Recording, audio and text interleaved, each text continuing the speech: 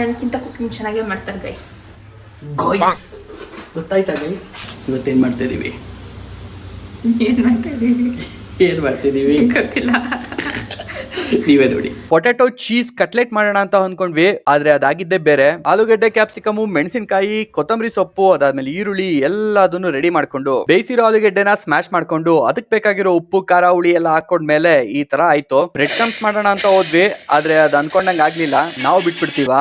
Mix ಮಾಡಿ ಇಟ್ಕೊಂಡಿರೋ ಆಲೂಗಡ್ಡೆ ತಗೊಂಡು ಅದ್ರ ಮಧ್ಯೆ ಒಂದು ಚೀಸ್ ಕ್ಯೂಬ್ ನ ಇಟ್ಟು ಕಟ್ಲೆಟ್ ಮಾಡೋಣ ಅನ್ಕೊಂಡ್ವಿ, ಆದ್ರೆ ಆಗ್ಲಿಲ್ಲ. ಅದಕ್ಕೋಸ್ಕರ ನಾವು ಉಂಡೆ ತರ ಮಾಡಿ ಕಾರ್ನ್ ಫ್ಲೋರ್ ಅಲ್ಲಿ ಒಂದ್ಸರಿ ಡಿಪ್ ಮಾಡಿ ರೆಡಿ ಮಾಡ್ಕೊಂಡಿರೋ ಬ್ರೆಡ್ ಕ್ರಮ್ಸ್ ನಲ್ಲಿ ಉರ್ಲಾಡ್ಸಿ ಎಣ್ಣೆಗೆ ಬಿಟ್ರೆ ಎಲ್ಲ ಬಿಡ್ಕೊಂತು. ಎಲ್ಲಿ ಬಿಟ್ಕೊತ್ತು? ಇಲ್ಲಿ ಬ್ರೆಡ್ ಕ್ರಮ್ಸ್. ಓ ಫ್ಲಾಪಾ?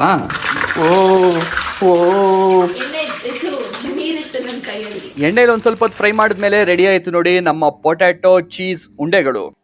ಓ